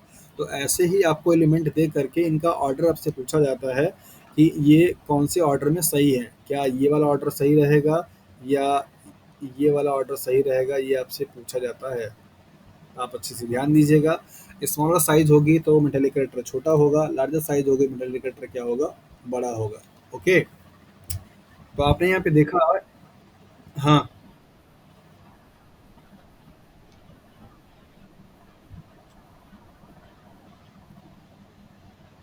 हुँ, ये भी है। बट यहाँ पे हम लोग ज़्यादा और कम की बात कर रहे थे। ओके, तो नॉन मेटेलिक कैरेक्टर जो होगा जस्ट मेटल वाले क्या होगा, उल्टा होगा। मतलब कि कोई भी एलिमेंट जो कि नॉन मेटल है, उसमें इलेक्ट्रॉन एक्सेप्ट करने की क्या हो, टेंडेंसी हो, और एक्सेप्ट करने के बाद वो क्या बन जाए, नेगेटिव चार्ज बन जाए। उसको आप बोलते हैं that is the non metallic character. मतलब कि जिसके पास इलेक्ट्रॉन को लेने की क्षमता हो। तो डेफिनेट सी बात है कि ये नॉन मेटेलिक कैरेक्टर है, तो जस्ट उल्टा किसका हो जाएगा, मेटेलिक कैरेक्टर का। तो अगर आप यहाँ पे देखिए लेफ्ट टू राइट अगर आप मूव करेंगे तो क्या होगा, लेफ्ट टू राइट मूव करने पर इलेक्ट्रॉन को लेने की क्षमता क्या हो रही है, बढ़ रही है, देने की क्या हो रही है, घट रही है। तो इसका मतलब नॉन मेटालिक कैरेक्टर क्या होगा, बढ़ेगा। और टॉप टू बॉटम अगर आप जाते हैं तो बेसिकली क्या होगा आपका, घटेगा। क्लियर है? कोई प्रॉब्लम किसी को? हम्म, नहीं होनी चाहिए। ओके, बाकी भी हम लोग फिगर से भी देखेंगे, बट अभी आपको यहाँ पे कॉन्सेप्ट समझ में आ जाना चाहिए कि हाँ क्या है कैसे नहीं है। तो अगर सपोज यहाँ पे मैं पीरियोडिक टेबल में फिर से चला जाता हूँ और आपसे पूछता हूँ कि फॉर एग्जांपल हम लोग ग्रुप नंबर 17 की बात कर रहे हैं, और ग्रुप नंबर 17 के जो एलिमेंट्स हैं लाइक जो फ्लोरीन है, क्लोरीन है, ब्रोमीन है, आयोडीन है, ये आपके सब एलिमेंट हैं यहाँ पे। लाइक मैं यहाँ पे लिख देता हूँ फ्लोरीन, फिर इसके बाद यहाँ पे क्लोरीन, फिर इसके बाद यहाँ पे लिखता हूँ ब्रोमीन, उसके बाद आयोडीन। अगर मैं इनसे पूछूं कि आपको नॉन मेटेलिक कैरेक्टर के इंक्रीजिंग ऑर्डर में इनको अरेंज करना है, तो आप क्या बताएंगे? इंक्रीजिंग ऑर्डर बताइए। सबसे हाईएस्ट नॉन मेटेलिक कैरेक्टर कौन सा करेगा? Very good. और कोई?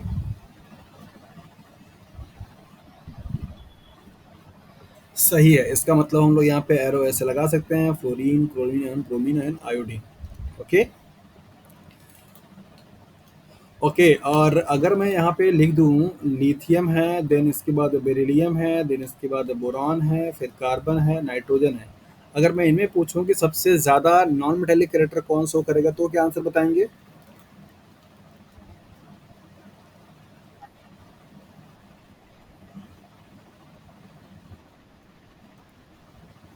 नॉन मेटेलिक कैरेक्टर मैंने पूछा है, सबसे ज्यादा नॉन मेटेलिक कैरेक्टर। हाँ,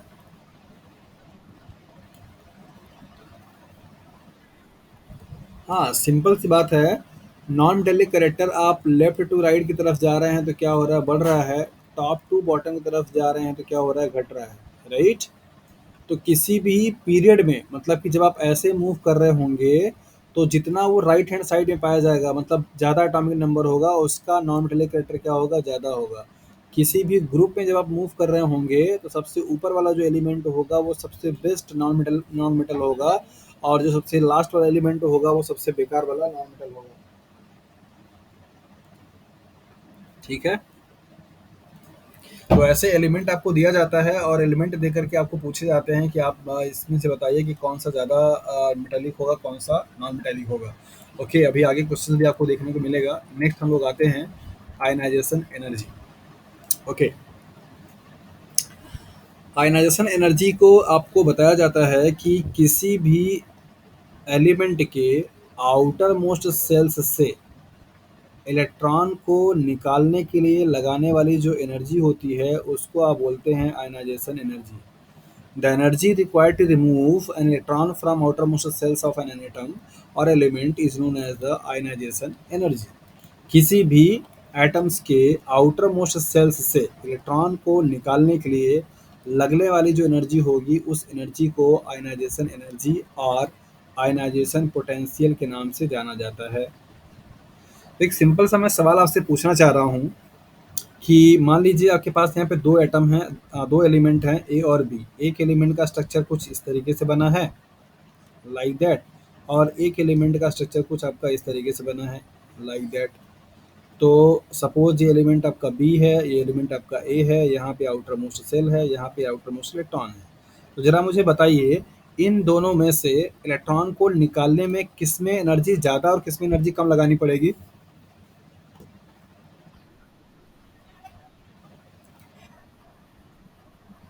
वेरी गुड। बी में कम लगानी पड़ेगी क्योंकि इसका एटॉमिक साइज क्या है, आपका बड़ा है। तो एटॉमिक साइज अगर आपका ज़्यादा होगा तो उसकी आयनाइजेशन एनर्जी क्या हो जाएगी, कम हो जाएगी, होगी। लिख सकते हैं। एटॉमिक साइज बड़ा होगा तो उसके आउटर मोस्ट सेल्स के बीच में का जो इलेक्ट्रॉन होगा और जो न्यूक्लियस होगा उसमें फोर्स ऑफ अट्रैक्शन क्या होगा, कम लगेगा। और अगर कम लगेगा तो इसको रिमूव करने में एनर्जी क्या करनी पड़ेगी, कम लगानी पड़ेगी। तो अगर एटॉमिक साइज बड़ा हुआ तो आयनाइजेशन एनर्जी क्या होगी, कम हो जाएगी। और एटॉमिक साइज अगर आपका छोटा हुआ तो आयनाइजेशन एनर्जी क्या होगी, बड़ी हो जाएगी। तो जरा उसके बेसिस से मुझे बताइए कि जब आप लेफ्ट टू राइट मूव करेंगे तो आयनाइजेशन एनर्जी पे क्या इफेक्ट पड़ेगा, घटेगा या बढ़ेगा?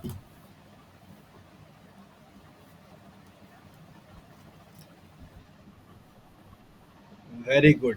क्योंकि आपको पता है कि जब आप एटॉमिक साइज़ की बात करते हैं तो लेफ्ट टू राइट मूव करने पर एटॉमिक साइज़ क्या होती है? घटती है। एटॉमिक साइज़ अगर घटेगा तो ये आपका जो प्रॉपर्टी होगी that is the ionization energy, वो लेफ्ट टू राइट मूव करने पे क्या होगा? बढ़ेगा। और वैसे ही टॉप टू बॉटम जाने पर क्या होगा आपका? घट जाएगा। तो सपोज़ कि मैं आपको यहाँ पे एक एलिमेंट का सीरीज़ बना कर के दे दूँ और आपसे पूछूँ कि इसमें से ज़्यादा आयनाइज़ेशन एनर्जी किसकी और किसकी कम होगी, तो ज़रा आप मुझे बता पाएँगे? फॉर एग्ज़ाम्पल अगर आपके पास यहाँ पे एलिमेंट है लाइक द लिथियम है, फिर इसके बाद बेरिलियम है, फिर इसके बाद बोरॉन है, कार्बन है और नाइट्रोजन है। अगर इन सभी एलिमेंट में आपको ऑर्डर बनाने के लिए बोला जाए आयनाइजेशन एनर्जी का, तो क्या ऑर्डर आप बनाएँगे? क्या ऐसे एरो लगाएँगे या ऐसे एरो लगाएँगे?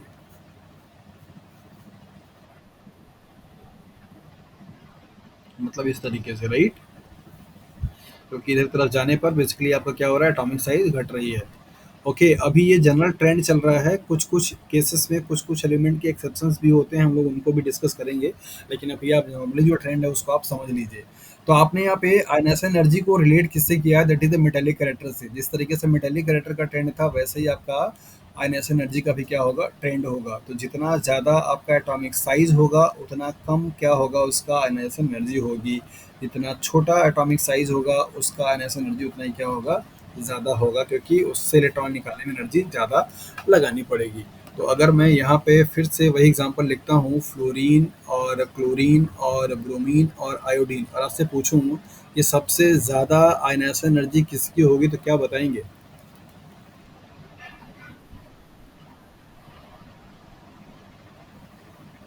हाँ जी, फ्लोरीन की। पक्का? हाँ जी, फ्लोरीन का ही होगा क्योंकि एटॉमिक साइज सबसे क्या है इसकी? छोटी है, राइट? मैंने आपसे कहा ना कि अभी ये जनरल ट्रेंड आप देख रहे हैं, कुछ-कुछ एलिमेंट का जो एटॉमिक कॉन्फ़िगरेशन होता है, इलेक्ट्रॉनिक कॉन्फ़िगरेशन, उनके बेसिस पे कुछ एक्सेप्शंस भी आते हैं, वो उनको मैं अभी आपको डिस्कस कर दूँगा।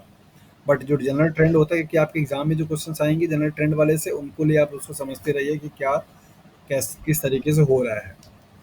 ओके, इसके बाद नेक्स्ट आपका है इलेक्ट्रॉन एफिनिटी, इसके बाद आपका इलेक्ट्रोनेगेटिविटी। ये 2 प्रॉपर्टी आपकी और बची है। इलेक्ट्रॉन एफिनिटी को आप डिफाइन करते हैं कि जब किसी भी एलिमेंट के आउटर मोस्ट सेल्स में बाहर से कोई इलेक्ट्रॉन क्या किया जाए? ऐड किया जाए, तो उस एडिंग के टाइम पे जो भी अमाउंट ऑफ एनर्जी रिलीज़ हो रही है, या कह सकते हैं कि उस एलिमेंट के द्वारा उस इलेक्ट्रॉन को एक्सेप्ट करने में जितनी मतलब एनर्जी रिलीज़ होती है उसको आप बोलते हैं, या जितना अच्छे से वो इलेक्ट्रॉन को एक्सेप्ट कर लेता है उसको आप बोलते हैं इलेक्ट्रॉन एफिनिटी। मतलब इलेक्ट्रॉन एफिनिटी एक ऐसी प्रॉपर्टी है जिसमें कोई एलिमेंट एक इलेक्ट्रॉन को अपने आउटर मोस्ट सेल्स में क्या करता है? रिसीव करता है, मीन्स एक्सेप्ट करता है। ऐसी एफिनिटी को आप बोलते हैं इलेक्ट्रॉन एफिनिटी के नाम से जाना जाता है, राइट? इलेक्ट्रोनेगेटिविटी, अभी इसको देख लेंगे कि इसका ट्रेंड क्या होगा। इलेक्ट्रोनेगेटिविटी बेसिकली प्रॉपर्टीज़ में आता है आपके मॉलिक्यूल्स का जब फॉर्मेशन होती है, मतलब जैसे सपोज कीजिए कि यहाँ पे ए और बी दो एलिमेंट हैं और इन दोनों के बीच में कोई कोवेलेंट बॉन्ड बना हुआ है, तो आपको मालूम है कि एक बॉन्ड बराबर यहाँ पे क्या होता है? दो इलेक्ट्रॉन होते हैं, राइट? नॉर्मली अगर ये दोनों एलिमेंट आपके ए टाइप के होंगे लाइक एस इस तरीके से सेम एलिमेंट होंगे, तो इलेक्ट्रॉन हमेशा कहाँ पे क्या करेगा? सेंटर पे एक्सिस पे लाई करेगा। लेकिन अगर एलिमेंट ए और बी होंगे तो इस इलेक्ट्रॉन की पोजीशंस डिपेंड करेगी इन दोनों की प्रॉपर्टी पे। जिस किसी एलिमेंट का इलेक्ट्रोनेगेटिविटी प्रॉपर्टी ज़्यादा होगी, इलेक्ट्रॉन की डेंसिटी क्या होगी? उधर तरफ मूव कर जाएगी। सपोज अगर ए का ज़्यादा होगा तो क्या होगा? यहाँ पे इसकी तरफ मूव कर जाएगा। जैसे आप लोग जब देखते हैं HCl को, या आप लोग देखते हैं NaCl को, HCl की बॉन्ड को अगर आप देखते हैं तो ये क्या लिखते हैं? आप ऐसे पोलराइज फॉर्म में लिखते हैं ना, पार्शियल नेगेटिव चार्ज और पार्शियल पॉजिटिव चार्ज। ये HF के बॉन्ड को आप देखते हैं तो आप इसको क्या लिखते हैं? इस तरीके से लिखते हैं HF और F का, कि ये partial negative charge, partial positive charge. ऐसा क्यों? क्योंकि इनके बीच का जो इलेक्ट्रॉन है, इस इलेक्ट्रॉन की जो डेंसिटी है, जो मूवमेंट है, वो किसकी तरफ है? फ्लोरीन की तरफ है, क्योंकि फ्लोरीन के पास इलेक्ट्रॉन को एक्सेप्ट करने की, मतलब अपनी तरफ खींचने का जो पावर है वो ज़्यादा है। तो इलेक्ट्रॉन को अपनी तरफ अट्रैक्ट करने का, कौन से इलेक्ट्रॉन? जो कि बॉन्ड में पेयर्ड है, मतलब बॉन्ड में इन्वॉल्व हैं। Electronegativity is defined as that is the ability और a power of an element to attract the electron towards itself in a bond pair electron, जो कि आपके बॉन्ड में इलेक्ट्रॉन इन्वॉल्व हैं, उन इलेक्ट्रॉन्स को अपनी तरफ अट्रैक्ट करने की जो एबिलिटी होती है, उस उस एबिलिटी को आप बोलते हैं that is the electronegativity. Right, तो इलेक्ट्रोनेगेटिविटी एक आपका इलेक्ट्रॉन को एक्सेप्ट करने का, मतलब इलेक्ट्रॉन को अपनी तरफ लेने की प्रॉपर्टी को क्या करता है, डिफाइन करता है। इसका भी वही ट्रेंड होता है जो आपका ऊपर में आपको उसका दिखाया गया। तो इलेक्ट्रोनेगेटिविटी आपकी लेफ्ट राइट क्या होती है, बढ़ती है, मतलब इलेक्ट्रॉन को खींचने की पावर क्या होगी, बढ़ती जाएगी। तो यहाँ पे सारा चीज़ आपको समराइज किया गया है इस फिगर के हेल्प से, आप इसको देख सकते हैं। आयनाइजेशन एनर्जी की वैल्यू टॉप टू बॉटम, मतलब लेफ्ट टू राइट क्या हो रही है आपकी, बढ़ रही है, ये आपने यहाँ पे देख लिया। इलेक्ट्रॉन एफिनिटी भी क्या हो रही है, बढ़ रही है, ये आपने देख लिया। मेटेलिक नॉन मेटेलिक जो करेक्टर है वो आपका बढ़ रहा है, ये भी आपने देख लिया। मेटेलिक करेक्टर क्या होगा, घटेगा, मतलब मेटेलिक करेक्टर आपका इससे बढ़ेगा, मतलब ये वाला ऐसे अगर आप जाएंगे तो क्या होगा, घटेगा।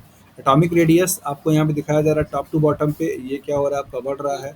और अगर आप ऐसे जाएंगे तो क्या होगा, घटेगा, मतलब अगर मैं इसको ऐसे लगा दूं तो ये क्या होगा, घटता हुआ ऑर्डर दिखाई देगा। यहाँ पर आपको ये एरो लगा के दिखाया गया कि जब आप ऐसे जा रहे हैं तो बढ़ रहा है, ऐसे जा रहे हैं तो बढ़ रहा है।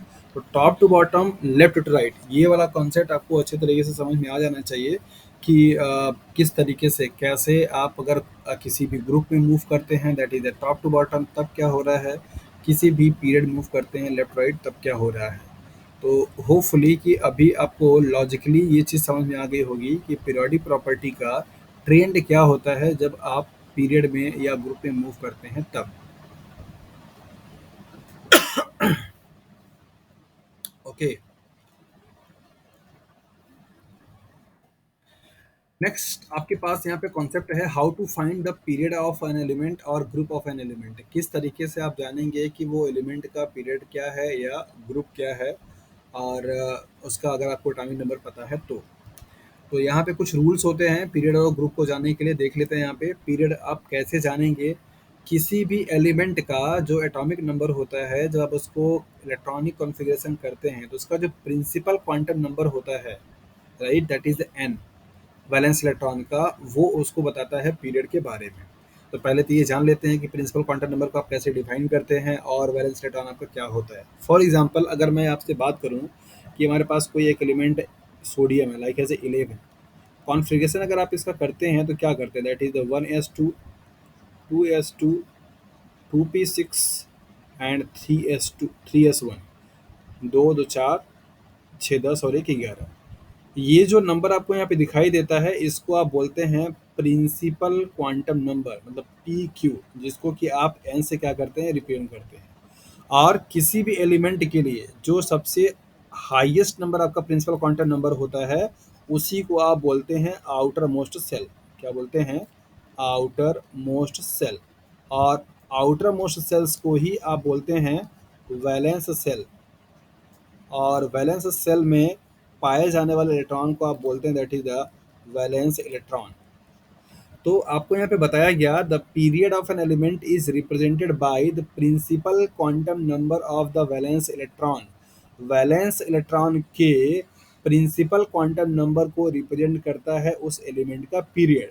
तो वैलेंस इलेक्ट्रॉन कौन है भैया, ये है, और इसका प्रिंसिपल क्वांटम नंबर क्या है, ये है। इसका मतलब सोडियम जो है आप, सॉरी, सोडियम जो है वो आपका पीरियोडिक टेबल में थर्ड ग्रुप से क्या करता है, बिलोंग करता है, सॉरी थर्ड पीरियड से बिलोंग करता है। तो जरा इसको हम लोग एक बार बैक करके देख लेते हैं कि क्या हमारा ये स्टेटमेंट सही है। तो यहाँ पे हमारा है सोडियम, तो देख लीजिए यहाँ पे ये आपका फर्स्ट पीरियड है, ये आपका सेकेंड पीरियड है, ये आपका क्या है, थर्ड पीरियड है।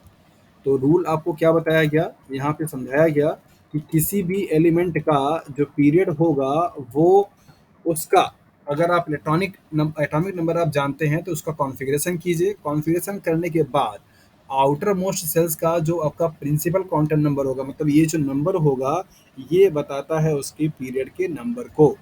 हम कोई दूसरा एलिमेंट भी लेके देख सकते हैं, लाइक अगर हमने सपोज कार्बन ले लिया, कार्बन का एटॉमिक नंबर कितना होता है, 4। कॉन्फ़िगरेशन करेंगे तो 1s2 आएगा और इसके बाद क्या आएगा, 2s2 आएगा। तो बैलेंस इलेक्ट्रॉन हमारा ये हुआ, इसके लिए प्रिंसिपल क्वांटम नंबर कितनी होगी, n बराबर क्या हो जाएगा, 2। इसका मतलब कार्बन सेकेंड पीरियड से क्या करता है, बिलोंग करता है। क्लियर है। तो जरा आप लोग मुझे बताइए कि कैल्शियम जिसका एटॉमिक नंबर 20 है ये कौन से पीरियड से बिलोंग करेगा।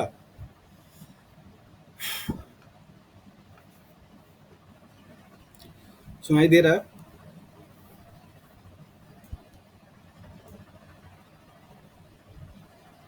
हेलो? हेलो?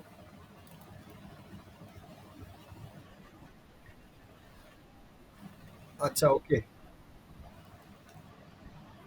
फोर्थ पीरियड से ही करेगा। सबका आंसर आ गया?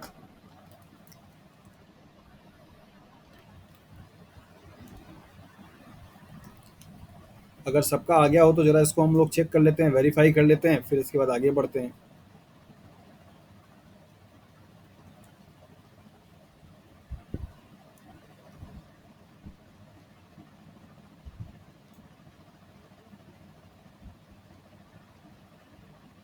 ओके। एटॉमिक नंबर 20 का अगर हम इलेक्ट्रॉनिक कॉन्फ़िगरेशन करते हैं तो दैट इज़ 1s2, इसके बाद आपका 2s2, फिर इसके बाद आपका 2p6, फिर इसके बाद आपका 3s2, फिर इसके बाद आपका 3p6, और 2 2 4 6 10, दोबारा 6 18, और फिर इसके बाद आपका 4s2, 18 2 20। तो आउटर मोस्ट आपका ये हुआ। इसके लिए एन की वैल्यू कितनी होगी आपकी 4, दैट इज़ वाई आपका कैल्शियम फोर्थ पीरियड से क्या करेगा, बिलोंग करेगा। अभी हमको लगता है कि पीरियड को फाइंड करना आपके लिए अब आसान हो जाएगा एटॉमिक नंबर देख करके। नेक्स्ट हम लोग आते हैं ग्रुप पे। ग्रुप को बताने के लिए आपको आपके पास कई सारे रूल्स होते हैं, अलग अलग ब्लॉक के या अलग अलग जो आपके जैसे एस पी डी एफ आपको दिए गए हैं, उन ग्रुप से बिलोंग करने वाले एलिमेंट के लिए ग्रुप को निकालने का फार्मूला क्या होता है, अलग अलग होता है। देखते हैं यहाँ पे हम लोग। जैसे अगर कोई एलिमेंट एस ब्लॉक से बिलोंग करता है तो क्या होगा, the group number is equal to the number of a valence electron if the element is in the s block. कैसे आप जानेंगे कि कौन सा एलिमेंट कौन से ब्लॉक से बिलोंग करता है? ये मैंने आपको बता दिया था कि अगर उसका आउटर मोस्ट का इलेक्ट्रॉन जिस वाले सब सेल में जाएगा वही उसका क्या होगा, ब्लॉक हो जाएगा। तो आपको बताया गया कि अगर मान लीजिए सपोज मैं यहाँ पे दूं कि एक्स कोई एलिमेंट है और इसका एटॉमिक नंबर मान लीजिए 19 है, राइट। और अगर आपको बताना है कि ये कौन से ग्रुप से बिलोंग करता है तो पहले आप क्या करेंगे, देखेंगे कि अगर इसका कॉन्फ़िगरेशन करते हैं तो लाइक है 1s2, फिर इसके बाद 2s2, फिर इसके बाद 2p6, फिर इसके बाद 3s2, फिर इसके बाद 3p6, फिर इसके बाद आपका 4s1। तो चूंकि इसका लास्ट इलेक्ट्रॉन किस में आया, एस में आया, इसका मतलब ये एलिमेंट किससे बिलोंग करेगा, एस ब्लॉक से बिलोंग करेगा। और एस ब्लॉक से अगर बिलोंग करता है तो रूल हमारा क्या बोलता है कि group number is equal to the number of valence electron. Valence electron कौन होता है, आउटर मोस्ट सेल्स के इलेक्ट्रॉन होते हैं। तो यहाँ पे इलेक्ट्रॉन संख्या कितनी दिखाई दे रही है, 1 दिखाई दे रही है। इसका मतलब ये हुआ कि जो एक्स एलिमेंट जिसका एटॉमिक नंबर 19 है, ये ग्रुप 1 से क्या करता है, बिलोंग करेगा। और अगर इसका मैं पीरियड पूछूंगा तो आप पीरियड क्या बताएंगे, दैट इज द 4 बताएंगे कि ये पीरियड नंबर 4 से क्या करता है, बिलोंग करता है। तो ग्रुप नंबर 1 और पीरियड नंबर 4 से ये एलिमेंट एक्स क्या करेगा, बिलोंग करेगा। क्लियर है?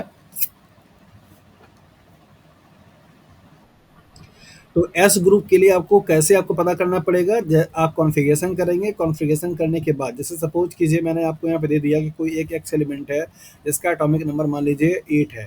तो पहले तो आपको पता करना पड़ेगा कि 8 एस ब्लॉक से बिलोंग करता भी है कि नहीं। तो कॉन्फ़िगरेशन आप करेंगे 1s2, 2s2, और इसके बाद 2p4, राइट। तो क्या ये एलिमेंट एस ब्लॉक का है? आंसर इज नो, क्योंकि यहाँ पे क्या आ रहा है, पी आ रहा है। तो अगर पी में है इसका मतलब पी ब्लॉक का एलिमेंट होगा, और पी ब्लॉक के लिए एलिमेंट का ग्रुप नंबर निकालने के लिए रूल्स क्या है, दूसरा है। तो दो चीज़ आपको यहाँ पे जानने को पड़ेगा। पहला कि वो कॉन्फ़िगरेशन करके आप ये डिसाइड करेंगे कि वो एलिमेंट आपका कौन से ग्रुप से बिलोंग करता है। जिस ग्रुप से बिलोंग करेगा उसके अकॉर्डिंग रूल्स को आप क्या करेंगे, अप्लाई करेंगे। तो आपने एस ब्लॉक के एलिमेंट के लिए यहाँ पे देखा कि जो उनका वैलेंस इलेक्ट्रॉन होगा वही उनका क्या होगा, ग्रुप का नंबर भी होगा। ओके। नेक्स्ट रूल है, if the element belong to the p block element. कैसे जानेंगे, electronic configuration. The group number can be calculated using the formula the number of valence electron plus 10, right. For example आपको यहाँ पे दिया जाए कि Y कोई एक एलिमेंट है जिसका अटोमिक नंबर 8 है। कॉन्फ़िगरेशन करके आप बताइए कि इसका ग्रुप नंबर क्या होगा। तो हम लोग यहाँ पे देखेंगे दैट इज 1s2, फिर इसके बाद 2s2, फिर इसके बाद 2p4, 2 2 4 4 8, राइट। तो ये एलिमेंट चूंकि लास्ट का इलेक्ट्रॉन किस में आ रहा है, पी में आ रहा है, इसका मतलब ये पी ब्लॉक से क्या करेगा, बिलोंग करेगा। और पी ब्लॉक से अगर बिलोंग करता है तो वहाँ पे लिख रखा है वैलेंस इलेक्ट्रॉन प्लस 10। तो वैलेंस इलेक्ट्रॉन कितना है भैया आपका, 4 है। तो 4 प्लस 10 इज इक्वल टू क्या हो जाएगा, 14। तो ये आपका जो एटॉमिक नंबर जिसका 8 है, 8 किसका होता है? ऑक्सीजन का। और ऑक्सीजन किससे बिलोंग करेगा? आपका 14th ग्रुप से बिलोंग करेगा। ये आपको समझ में अच्छे तरीके से आना चाहिए। ठीक है। सॉरी, ये गलत है। क्यों गलत है, यहाँ बताते हैं। जिसके लिए प्रिंसिपल क्वांटम नंबर की वैल्यू सेम होती है वो आपके आउटर मोस्ट कहलाते हैं। तो यहाँ पे भी 2 है, यहाँ पे भी 2 है, राइट। तो आउटर मोस्ट पूरा आपका ये होगा। तो आउटर मोस्ट में संख्या कितनी हो जाएगी? 6 हो जाएगी। Sorry for that. तो ये आपका क्या होगा? 6 होगा। 6 प्लस 10 इक्वल टू 16 होगा।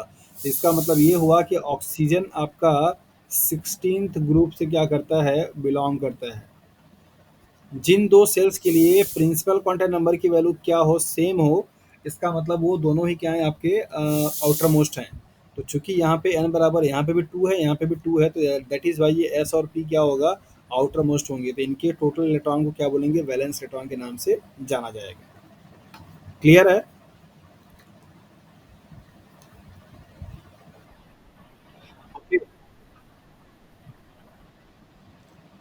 हाँ, तो इस अभी आया ना ये 16।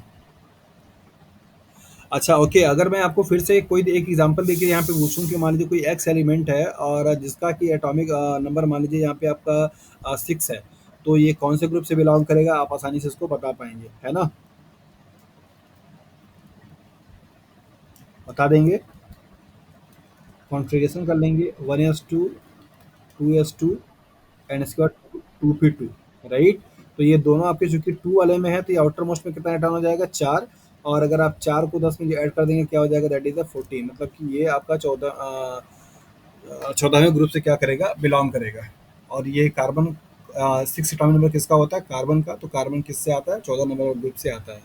और अगर आप इसका पीरियड निकालेंगे तो कौन सा आएगा? That is the second period आएगा। सेकंड पीरियड 14वां नंबर ग्रुप।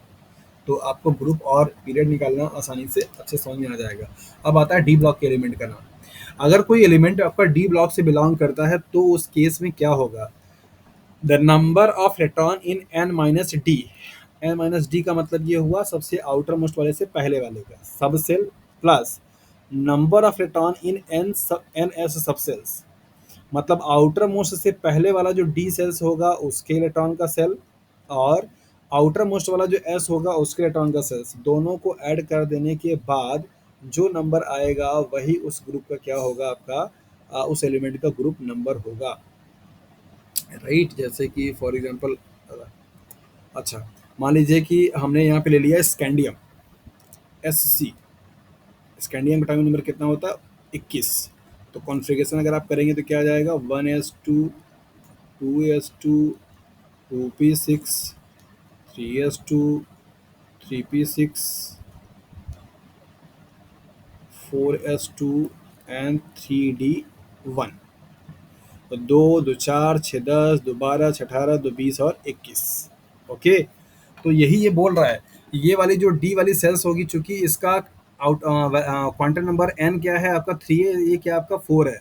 इसका मतलब आउटर मोस्ट कौन आपका होगा? आपका ये होगा।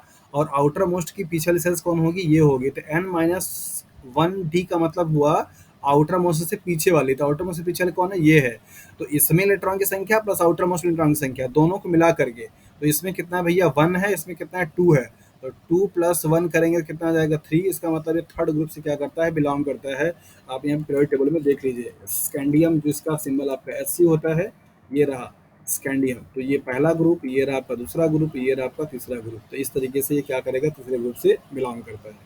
तो किसी भी डी ब्लॉक के एलिमेंट के लिए आपका ग्रुप नंबर निकालने का फॉर्मूला यही होता है कि उसमें जो आपका आउटर मोस्ट सेल्स का इलेक्ट्रॉन है वो मतलब एस वाला, और उसके पहले वाला जो डी वाला, दोनों को अगर आप ऐड कर देंगे तो उसका निकल जाएगा ग्रुप नंबर।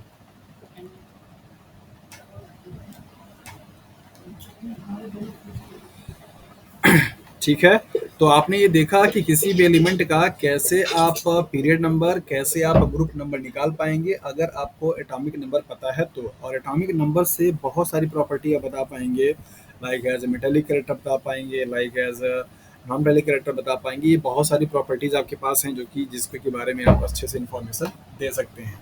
तो होपफुली कि आप लोगों को ये पीरियोडिक टेबल का और पीरियोडिक प्रॉपर्टीज़ का जो कॉन्सेप्ट मैंने आपको बताया ये बहुत अच्छे से समझ में आ गया होगा।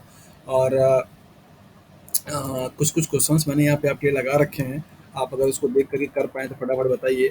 विच of the following form the basis of the modern periodic table? Modern periodic table के लिए कौन सा बेसिस फॉर्म करता है? Atomic mass, atomic number, number of neutron, nucleons और ऑल ऑफ द अबव? बताइए, जल्दी बताइए। Atomic number, very good. चलिए, अगला क्वेश्चन है, विच of the following is the most reactive element of the group number 17? 17 का मतलब fluorine, chlorine, bromine and iodine. Option number c. Okay, which of the following is the correct order of atomic radii of the element oxygen, fluorine and nitrogen?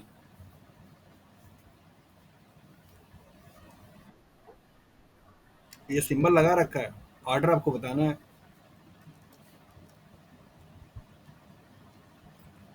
Nitrogen, oxygen, fluorine, ये atomic number के बढ़ते हुए order में है।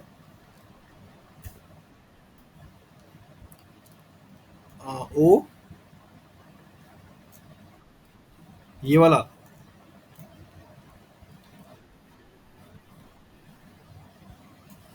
चलिए, इसके पीछे का भी जो लॉजिक है उसको आप देख लीजिए। यहाँ पे एटॉमिक नंबर 7 है, एटॉमिक नंबर 8 है। कॉन्फ़िगरेशन आप करते हैं तो 1s2 and 2s2 and 2p3 आता है।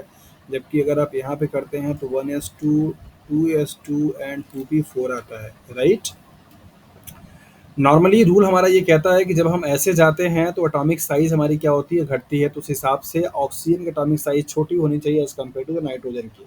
लेकिन आपको यहाँ पे एक रूल समझना होगा हाफ फील्ड और फुल फील्ड का। इलेक्ट्रॉनिक कॉन्फ़िगरेशंस करने के बाद अगर किसी भी एलिमेंट का हाफ फील्ड और फुल फील्ड इलेक्ट्रॉनिक कॉन्फ़िगरेशंस आता है तो वो स्टेट ज़्यादा स्टेबल होता है as compared to the any other state के। जैसे ये पी जो आपका सब सेल्स होते हैं, इनमें 3 ऑर्बिटल होता है और इनमें आपका इलेक्ट्रॉन्स कुछ इस तरीके से भरे जाते हैं।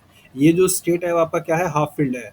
अब आपका फिर पेयरिंग होगा, ये आपका पेयरिंग होगा, ये आपका पेयरिंग होगा, इसको आप फुल फील्ड बोलते हैं।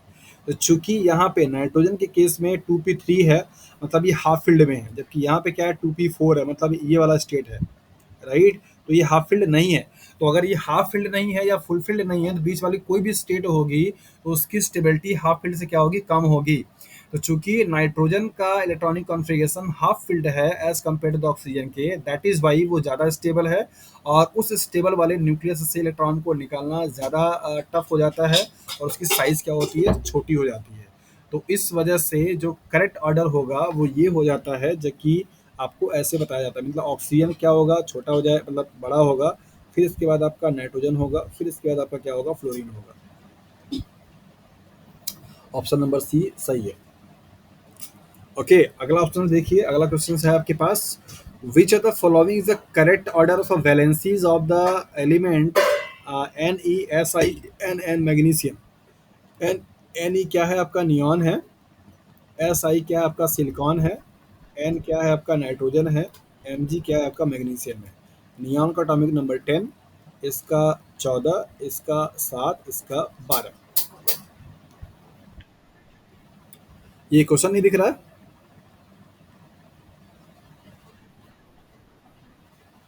अरे, यहाँ पे क्वेश्चन मैंने दिया है कि which one of the following is the correct order of the valencies of element neon, silicon, nitrogen and magnesium. हाँ हाँ, दिखाई दे रहा है। हेलो। हाँ हाँ, मैं, अरे, हाँ,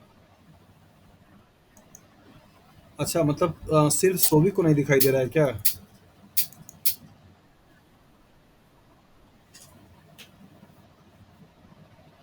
अभी जो मैं स्टेटमेंट पढ़ रहा हूँ ये सुनाई दे रहा है?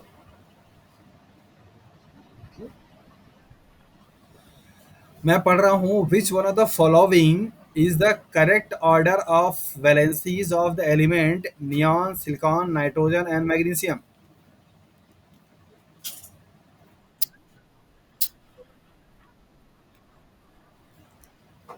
अच्छा, क्वेश्चन दिख नहीं रहा है क्या?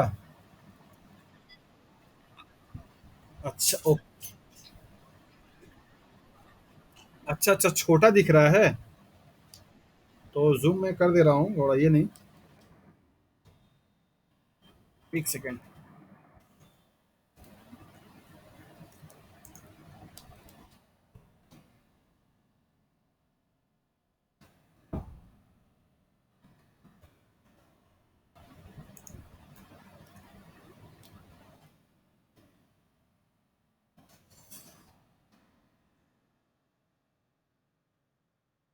अभी दिख रहा है?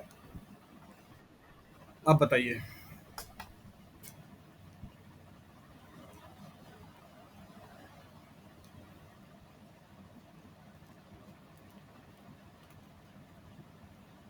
क्वेश्चंस पूछ रहा है कि इन सब का वैलेंसी का जो ऑर्डर है वो आपको बताना है कि कौन सी ऑर्डर इनकी ठीक है।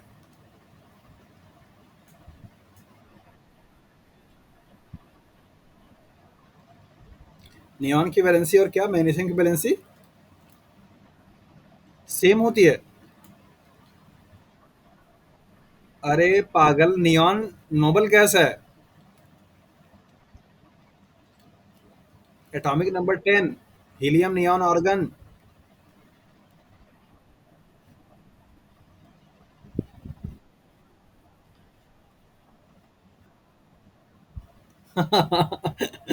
अच्छा फिर बताइए फटाफट जल्दी से। फर्स्ट वाला है, ओके।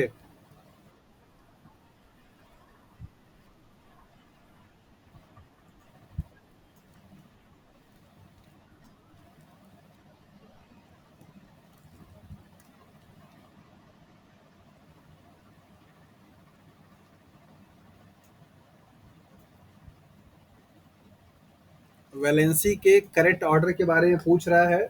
साइन वहां पे लगा के दिया हुआ है इंक्रीजिंग का।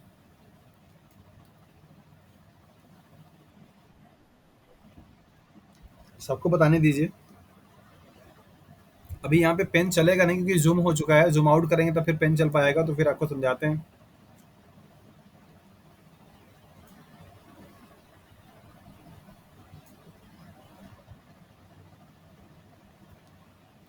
चलिए टाइम नहीं लेते हैं, आते हैं फिर हम लोग टॉपिक पे। और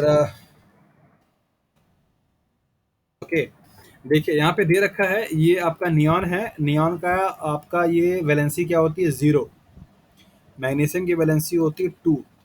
नाइट्रोजन की वैलेंसी होती है थ्री। और इसका वैलेंसी होता है four. That is why option number first क्या है, सही है। ठीक है। कैसे होती है इसको देख लीजिए। नियॉन का एटॉमिक नंबर 10 होता है, नोबल गैस है। तो 1s2 हो जाएगा आपका, 2s2 हो जाएगा और 2p6 हो जाएगा। 6 2 8 है, ये वैलेंसी आपकी जीरो हो जाएगी। मैग्नीशियम का आपको अच्छे तरीके से पता है 12 होता है। 12 हैगा तो इसका सिंपली 2 एंड 8 एंड 2 कर सकते हैं, दो वैलेंसी हो जाएगी। नाइट्रोजन है एटॉमिक नंबर 7, 2 एंड 5 हो जाएगा। तो इसको आप 8 में से क्या करेंगे, माइनस कर देंगे तो कितना आ जाएगा, दैट इज 3 आ जाएगा। और इसके बाद सिलिकॉन है 14, तो इसका 14 का क्या करेंगे, दैट इज 2 करेंगे, 8 करेंगे, 4 करेंगे। तो इसकी ये ऑर्डर आपका क्या होगा, सही होगा। ओके। अगला वाला क्वेश्चन थोड़ा सा लॉजिकल है, देखिए। Element x form a chloride with a formula XCl2 which is solid with a high melting point. X would most likely be in the same group of the periodic table as। क्या बात है! कैसे जाना Amit?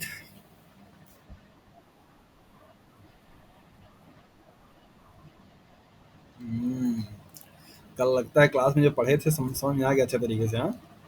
MgNCl, इसकी valency होती है कितनी, to. इसकी वैलेंसी कितनी होती है, वन। फार्मूला बनाएंगे तो क्या बन जाएगा भैया, Mg1NCl2। तो इसको कैंसिल कर देंगे तो क्या बन जाएगा, MgCl2। ऑप्शन नंबर बी क्या है, सही है। चलिए, आखिरी सवाल है। What is the other name for group 18th element?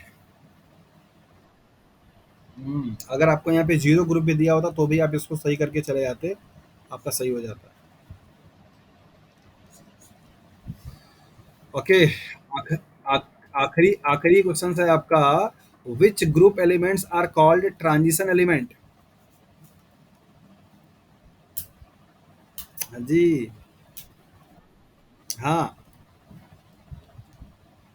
Transition metal को बोलते हैं डी ब्लॉक एलिमेंट।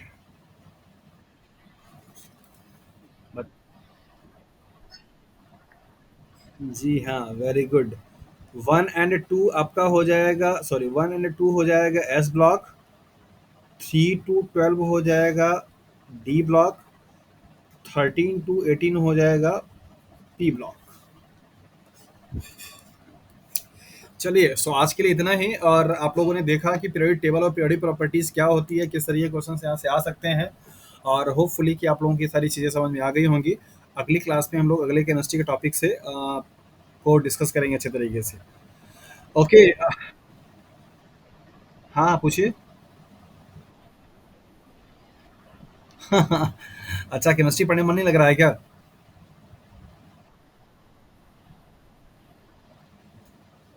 अच्छा, एक सिंपल सा सवाल है सभी लोगों, तीनों लोगों से, मिलन से, अमित से और सोविक से।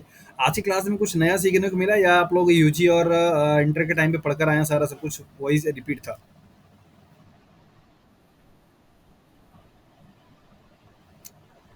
अच्छा, ओके, वेरी गुड। मिलन है सोविक। अच्छा, कोई नहीं, मतलब इंटरेस्टिंग लगा।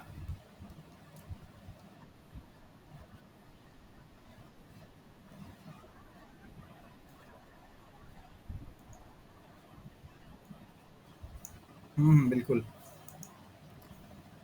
ओके, वैसे मुझे लगता है कि अगर ठीक तरीके से जैसा कि आप लोग क्लास अटेंड करते हैं, तो ये सारी चीज़ें ना आपके माइंड में कॉन्सेप्ट क्रिएट हो जाएगा, आपको याद करने की इसमें ज़रूरत पड़ने वाली है नहीं मेरे ख्याल से।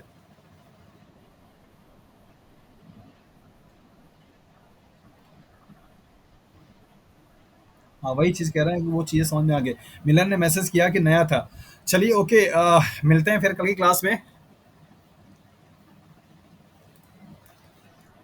Okay, good night. Good night, good night.